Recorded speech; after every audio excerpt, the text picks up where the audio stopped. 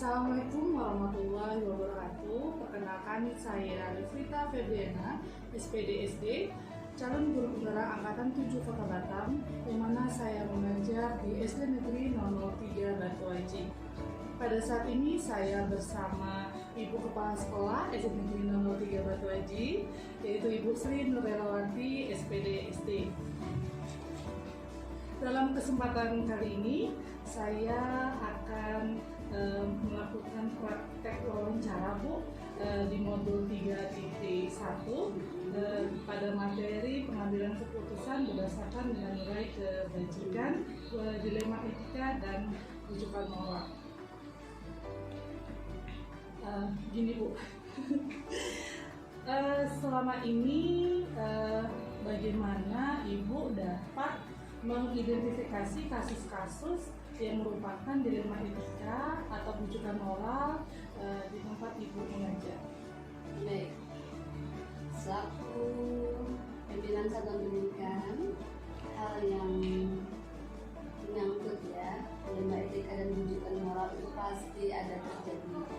Nah, selaku pimpinan tentu harus mengambil keputusan yang merupakan suatu keputusan yang bijak. Nah, konteks dari dilema etika dulu ya. Dilema etika ini pasti pembenaran, ya masing-masing pasti melakukan pembenaran atas dirinya, pelakuannya. Sedangkan rujukan moral ini sudah pasti ada yang benar dan ada yang salah. Bagaimana seorang pimpinan mengidentifikasi hal ini? Nah, bagaimana cara mengidentifikasinya? Sudah pasti yang pertama kita analisa dulu apa yang bertentangan, ya. Terus bagaimana menentukan keterlibatan dari masing-masing pihak ini. Yang ketiga, kita kumpulkan fakta-faktanya dulu. Kita kumpulkan fakta-faktanya dan tidak boleh menjustify. Kita harus anggap permasalahan yang ada ini pasti ada solusi yang terbaik. Baru kita ambil keputusan. Setelah itu kita refleksi dan kita evaluasi. Oke, baik Bu. Terus Bu, selama ini sebagai pemimpin Ibu ya udah beberapa tahun di sekolah ya Bu ya. Terus benar. Kalau nggak salah juga ini kan sekolah kita ini kan sekolah penggerak ya Bu ya, sekolah penggerak angkatan pertama ya Bu ya di Kota Batam gitu ya kan. Terus bagaimana Ibu menjalankan pengembangan keputusan di sekolah yang saat ini Ibu pimpin, terutama untuk kasus-kasus yang dimana kedua belah pihak itu sama-sama benar gitu Bu dalam mengambil keputusan dari etika itu sendiri. Ya. Dalam mengambil keputusan pasti kita identifikasi dulu permasalahan, ya. Setelah kita identifikasi, permasalahan seperti ini. Jangan langsung kita justify bahwa keputusannya harus seperti ini. Tidak. Setelah kita analisa, setelah kita identifikasi, kita analisis, terus kita bawa, kita ajak ya pihak-pihak yang berkepentingan dalam hal ini. Pihak-pihak berkepentingan ini harus kita komunikasikan dulu, ya, harus berkomunikasi. Kata kunci komunikasi yang baik untuk hasil yang baik. Tidak boleh kita menjustify, tidak boleh. Seorang pimpinan harus bisa menerima masukan, menerima tanggapan, dan kita juga pihak yang terlibat terutama yang bertentangan ini kita secara personal kita temui dulu, baru kita ambil jalan solusinya. Kira-kira seperti itu. Jelasnya untuk setiap mengambil keputusan itu berarti kan ada step-stepnya. Tidak mungkin secara langsung. Kepala sekolah langsung mengambil satu keputusan. Nah, kecuali ada sifatnya urgent dan tidak urgent dan tidak berat, ya. Jadi identifikasi kan pasti mudah, sedang, sulit atau terlalu sulit, ya. Jadi kita identifikasi itu harus jeli dalam menentukan dilema etika dan rujukan moral itu sendiri.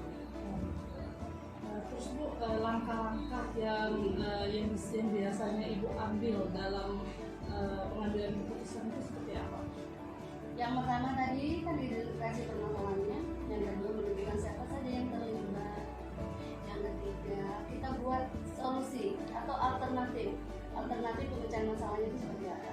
Terus actionnya seperti apa nih untuk pengambilan keputusannya, actionnya seperti apa, tahapan-tahapannya. Yang kelima itu sudah pasti kita evaluasi, ya, kita evaluasi dan kita refleksi.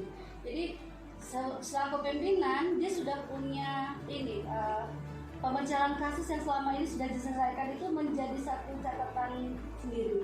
Bagaimana cara kalau ada permasalahan ini langkahnya rupanya seperti ini, langkahnya seperti ini, kira-kira seperti itu. Jadi kita seperti punya satu jurnal ya, satu jurnal untuk permasalahan yang sudah pernah kita selesaikan. Kira-kira seperti itu. Terus Bu, selama ini yang dalam Ibu mengambil keputusan itu kira-kira hal-hal apa aja yang paling efektif yang pernah Ibu lakukan dalam kasus-kasus dilema ini? Hal yang paling efektif yang sudah kita lakukan di sekolah dalam kasus dalam permasalahan dilema etika dan bujukan moral, hal yang paling efektif kita tidak boleh arogan. Sudah pasti seorang pimpinan harus sabar, harus tidak boleh dengan cepat menjustify, tidak boleh. Jadi hal yang paling efektif pertama komunikasi ya, komunikasi, terus melibatkan orang lain dalam pengambilan keputusan. Tapi meskipun melibatkan tidak mungkin semua plot masukan itu kita terima. Jadi harus kita analisis kembali. Nah, kata kunci dari pengambilan keputusan adalah bermanfaat untuk orang banyak, tidak ada yang dirugikan. Jadi kalau selama ini di sekolah, tim yang kita libatkan itu, di tim sekolah itu ada tim mutu sekolah, dan kita ada komite sekolah, ada pembimbingan, dan juga peran pengawas sudah ada kita libatkan di dalam pengambilan keputusan yang sifatnya butuh waktu dan terjadwal, kira-kira seperti itu. Tapi kalau misalnya harus urgent dan harus cepat, pertama sabar, berpikiran positif dan selalu berupaya bertindak dan mengambil keputusan yang positif. Kira-kira seperti itu. Terus ada nggak Bu kira-kira dalam mengambil keputusan itu tantangan untuk Ibu sendiri nih untuk mencapai? Yang namanya pengambilan keputusan, meskipun kita anggap itu sudah baik, pasti ada juga sih mungkin yang merasa. Tapi selama ini konteksnya kan mengambil satu keputusan jangan sampai ada yang dirugikan. Jadi yang paling utama adalah komunikasi, ya, tidak boleh semuanya tanpa ada yang dipecahkan bersama, tidak boleh langsung sendiri. Kuncinya tadi apa? Komunikasi. Pihak-pihak yang terlibat. Tentu yang saling bertentangan itu secara personal, ya, secara personal dipanggil dulu. Jangan langsung kita ambil keputusan hari itu juga. Pasti butuh untuk berproses melalui tahapan-tahapan yang saya sebutkan tadi.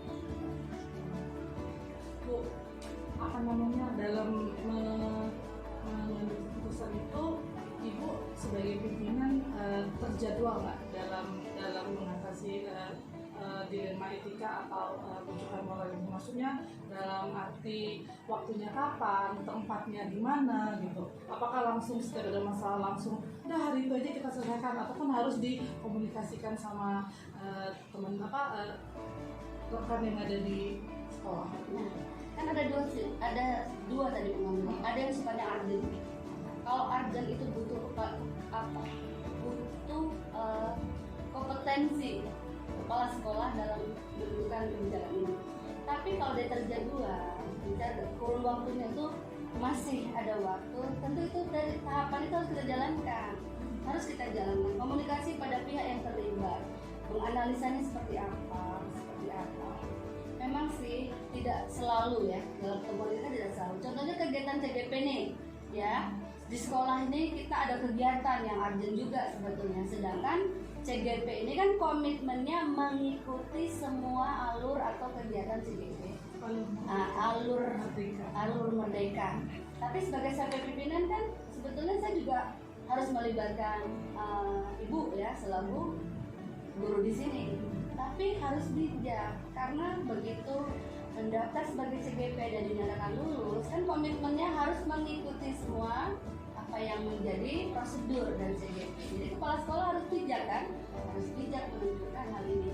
Kegiatan dari CGP lancar, kegiatan sekolah juga lancar. Tujuannya keputusan yang dibuat adalah untuk kepentingan bersama dengan nilai-nilai kebajikan itu tadi. Mantap tuh jawabnya. Terus Bu, ada nggak faktor-faktor yang selama ini membantu Ibu atau mempermudah Ibu dalam setiap pengambilan keputusan dilema etika maupun rujukan moral ini? Sudah pasti. Kalau faktor utamanya adalah kepala sekolah sendiri, faktor self ya, faktor diri sendiri. Diri sendiri itu dalam memimpin, menghadapi orang tuanya, menghadapi murid, menghadapi guru, menghadapi orang tua, menghadapi masyarakat. Yang pertama self, diri sendiri dulu. Bagaimana cara kita menyikapi. Yang kedua kan melibatkan orang lain. Melibatkan orang lain. Yang saya katakan tadi di sekolah kita memiliki tim untuk sekolah, dan kita juga memiliki komite sekolah, paguyuban. Tujuannya tadi pengambilan keputusan harus untuk kepentingan bersama. Ini pertanyaan terakhir ya. Dari hal yang sudah Ibu utarakan tadi dan menjawab pertanyaan demi pertanyaan, kira-kira pembelajaran atau apa yang bisa Ibu petik dalam pengambilan keputusan ini dilema etika maupun rujukan moral? Sebagai manusia pasti tidak luput dari salah. Kita tidak boleh menganggap kita ini benar. Itu saya kepala sekolah, saya orang yang paling benar dulu ya. Dalam pengambilan keputusan yang menyangkut dilema etika dan rujukan moral, yang mana masing-masing ada pembenaran dan masing-masing ada yang menyatakan benar dan salah, itu banyak pembelajaran yang kita dapat. Yang pertama yang kita lakukan, keputusan yang kita lakukan adalah demi keputusan untuk melibatkan keputusan bersama untuk orang banyak. Benar kan? Nah, yang kedua, terus dalam mengambil keputusan itu kita menjunjung tinggi prinsip-prinsip dan nilai-nilai. Tidak boleh otoriter, tidak boleh egois, tidak boleh. Ya, prinsip-prinsip dalam pengambilan keputusan itu adalah keputusan yang bisa dinikmati bersama. Tidak ada yang dirugikan ataupun yang diuntungkan. Kira-kira seperti itu. Dan yang ketiga, harapannya ya untuk saya pribadi dengan pengambilan keputusan yang memang harus dilakukan oleh kepala sekolah, berharap kepada Allah yang Maha Kuasa juga terjadi pada saya pribadi. Karena untuk saya juga pasti ada pimpinan yang menilai saya. Jadi mungkin suatu saat dengan pengambilan keputusan yang menjadi keikhlasan bersama bisa juga saya terima. Jadi saya lakukan sekarang, saya mengharapkannya mungkin dengan izin Allah barakannya dari orang lain untuk saya. Bisa Allah kira-kira seperti itu. Oke Bu, kasih ya Bu ya atas jawaban-jawaban Ibu semua, dan insya Allah apa yang Ibu utarakan tadi, apa yang Ibu jawab tadi itu sebagai pembelajaran untuk Ibu ke depannya kalau dalam menghadapi permasalahan atau apa, jadi bisa menjadi apa ya, bisa menjadi masukan untuk Ibu bagaimana oh ternyata kayak gini loh cara mengambil keputusan. Intinya kan tidak egois ya, tidak egois, dan kita harus berpikiran positif, bertindak positif. Ya, dan tujuannya tadi tinggal kepentingan bersama. Oke, terima kasih Bu untuk semuanya Bu. Ya, semoga dalam menjalankan program ini Institut ini selalu sukses dan bisa menjalankan dengan baik dan hasil yang paling baik. Amin. Terima kasih ya Bu ya. Assalamualaikum Bu. Waalaikumsalam warahmatullahi wabarakatuh.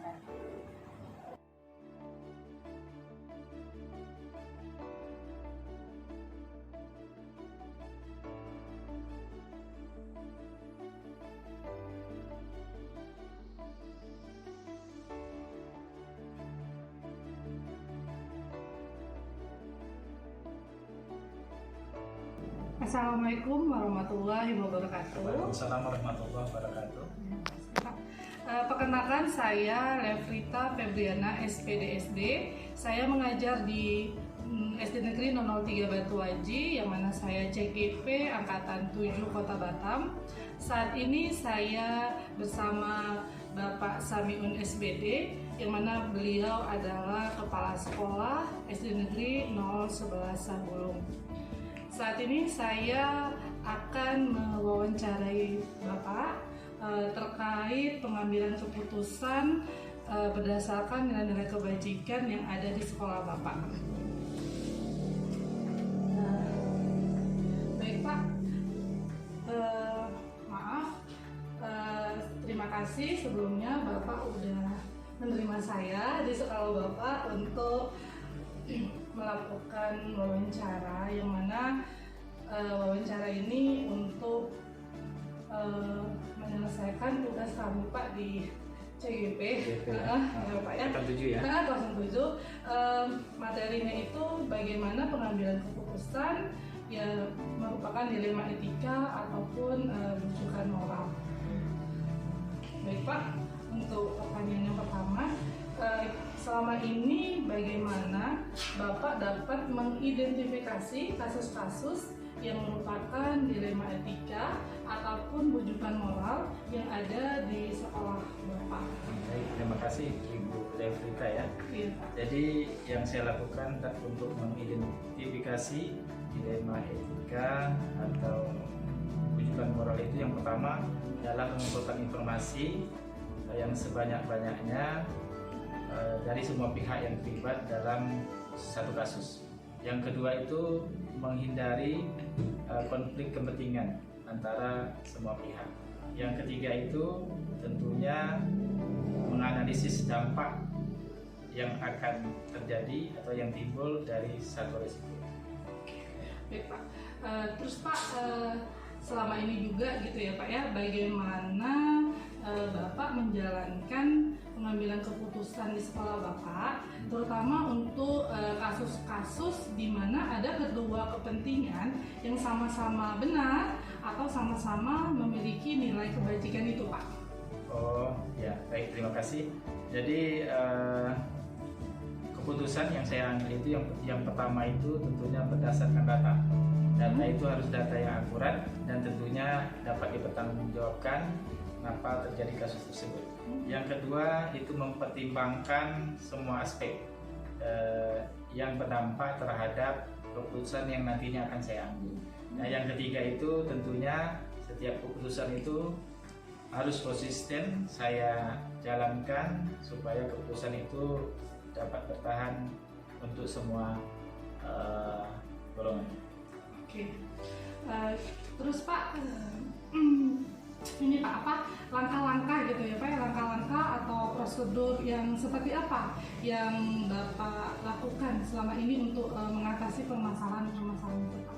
Oke, baik. Jadi langkah-langkah yang saya lakukan pertama itu tentunya mengidentifikasi masalah itu, kenapa masalah itu terjadi.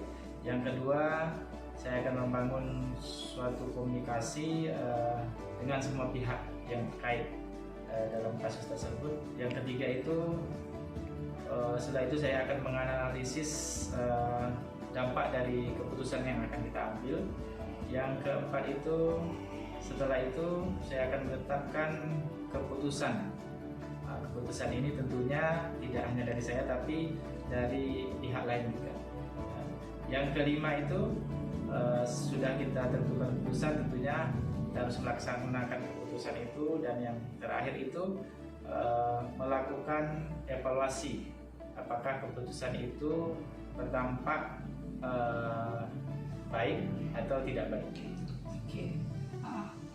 Selanjutnya Pak, hal-hal apa aja yang selama ini Bapak anggap efektif dalam pengambilan keputusan pada kasus-kasus dilema etika yang ada di sekolah Bapak? Hal-hal yang efektif? Iya, yang efektif dalam pengambilan keputusan. Oh ya, yang pertama itu tentunya tidak menjadi bagian dari kasus yang ditangani. Itu yang pertama. Yang kedua, jadi setiap kasus itu kita harus selalu berpikir positif dan kita harus berpikir bahwa setiap kasus itu harus ada dan pasti ada penyelesaiannya. Yang ketiga itu dalam mengambil keputusan kita harus mampu mengendalikan diri dalam menghadapi satu kasus dilema itu. Oke Pak, selanjutnya Pak, kira-kira gitu kan Pak, hal-hal apa aja yang selama ini merupakan tantangan Bapak dalam mengambil keputusan tersebut? Oh baik, mengambil keputusan dari dilema tersebut ya. Iya Pak. Yang pertama tentunya ada faktor internal, mungkin ada hubungan antara kepala sekolah dengan hubungan baik. Nah itu juga tantangan bagi kita dalam menentukan keputusan. Terus yang kedua itu tentunya karena kita ada hubungan keterkaitan itu, jadi ketika kita mau menentukan suatu keputusan itu pikir-pikir ya, apakah keputusan itu sesuai dengan nilai atau tidak. Nah yang ketiga itu tentunya aksi dan reaksi ketika kita menerapkan keputusan itu. Baik Pak. Oke Pak, selanjutnya dalam Bapak mengambil keputusan di sebuah satu masalah gitu ya Pak, kira-kira ada nggak jadwal tertentu gitu Pak? Apakah ada waktunya atau ada tempatnya gitu? Oh iya, baik. Jadi setiap kasus itu kan berbeda-beda, tentu tidak sama. Jadi kalau memang kasus itu bersifat sederhana, ringan, itu bisa kita selesaikan secara langsung. Tetapi jika tidak harus diselesaikan dengan beberapa waktu, tentunya kita akan memberikan jadwal beberapa. Jadi itu semua kita kaji dengan mengumpulkan informasi, menganalisis informasi, menerima masukan dari rekan sejawat, rekan guru dan lain sebagainya.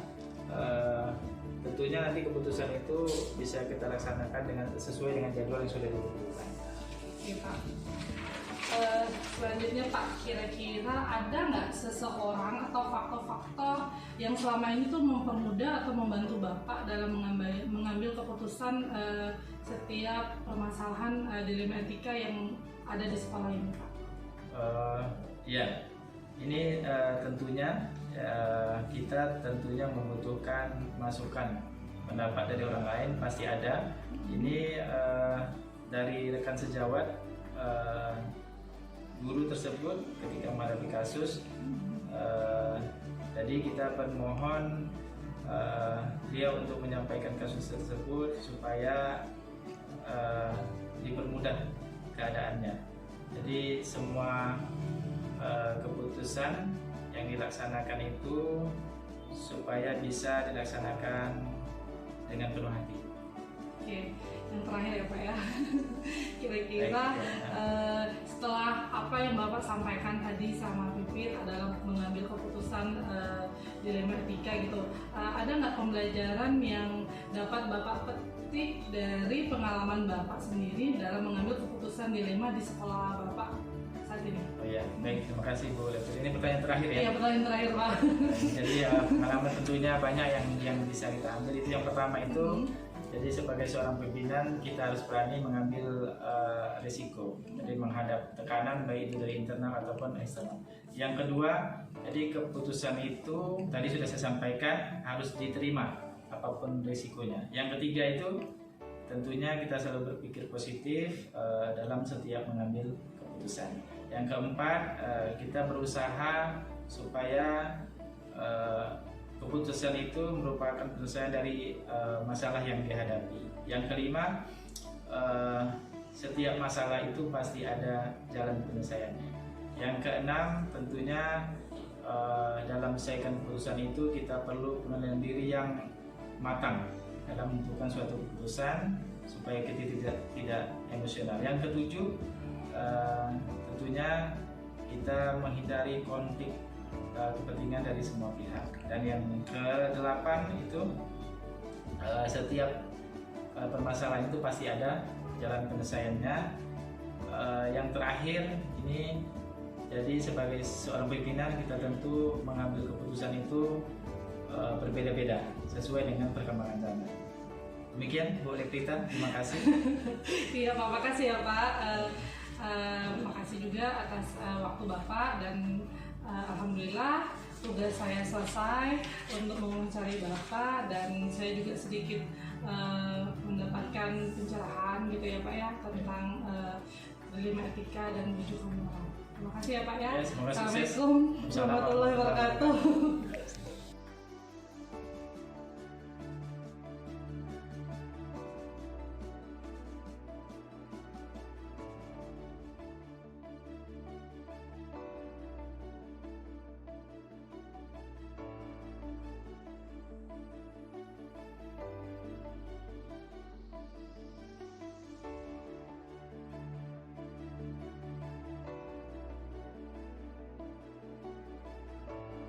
Assalamualaikum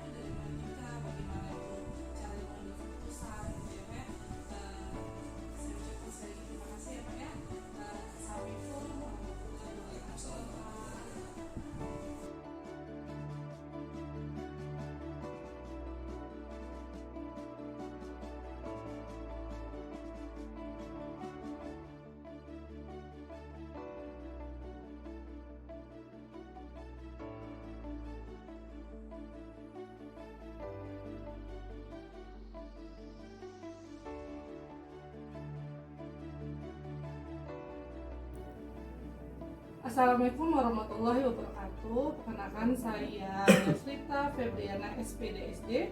Saya mengajar di SD Negeri 003 Batu Haji. Saya CGP Angkatan 7 Kota Batam. Saat ini saya bersama Bapak Imam MPD, di mana beliau kepala sekolah SD Negeri 012 Sagulung.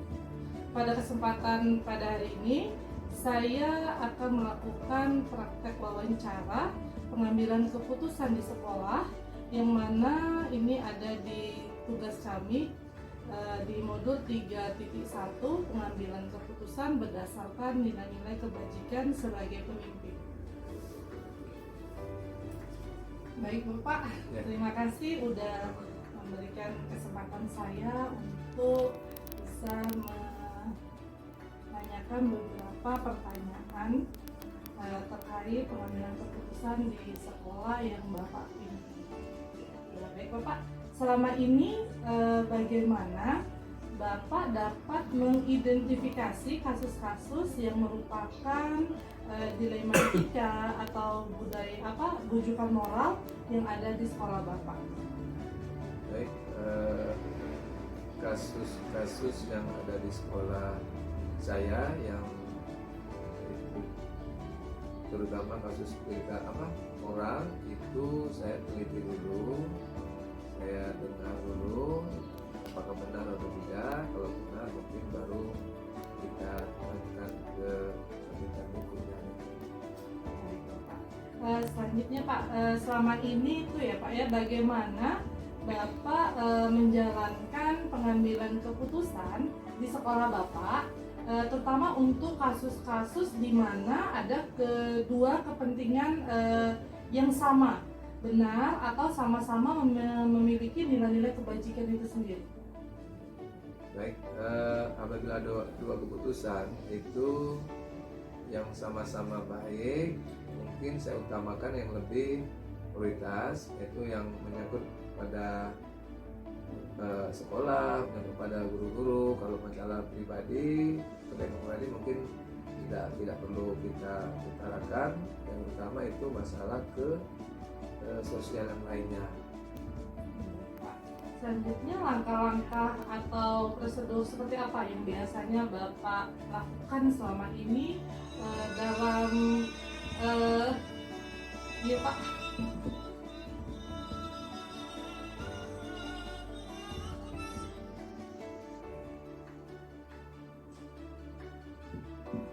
Oke Bapak, Ya. diulang ya Pak ya? Ya. Langkah-langkah atau prosedur seperti apa yang biasanya Bapak lakukan selama ini menghadapi dilema etika atau bujukan moral yang terjadi di sekolah Bapak? Langkah-langkah yang diambil oleh saya, pertama saya harus bertanya dulu pada guru-guru lain atau pendidik lain apakah ini benar. Kalau benar baru kita panggil guru tersebut, kemudian kita nasihatin, tidak juga umpan, kita kasih surat teguran lisan sama sebanyak 3 kali, misalnya maksudnya berbicara tapi tertulis gitu, kemudian baru dikasih teguran tertulis. Setelah tertulis baru diberi teguran surat peringatan. Ya. Oke Bapak. Selanjutnya Pak, selama ini hal-hal apa saja yang Bapak anggap efektif dalam pengambilan keputusan pada kasus-kasus dilema etika itu sendiri?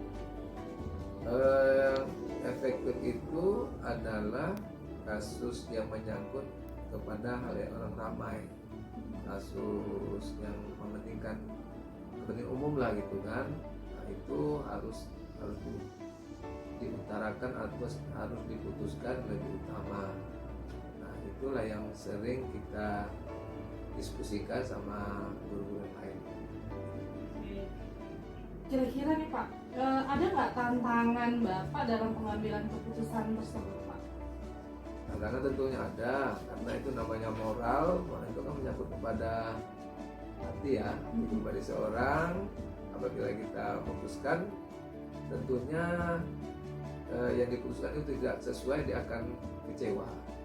Namun ini akan lebih baik diputuskan untuk menyelamatkan yang lainnya gitu. Tentunya ada, itulah tantangan pribadi, yaitu sifat moral kepada si yang diputuskan. Selanjutnya Pak, apakah Bapak memiliki sebuah skala atau jadwal tertentu dalam sebuah menyelesaikan kasus dilema etika itu? Apakah langsung menyelesaikan pada waktu itu atau Bapak schedulekan dulu nih kapan, waktunya, di mana, sama siapa gitu Pak? Baik, kasusnya itu memang tidak terjadwal, tapi apabila sudah ada kasus yang saya sampaikan tadi, sudah diberi teguran, diberi waktu 3 kali teguran, baru kita beri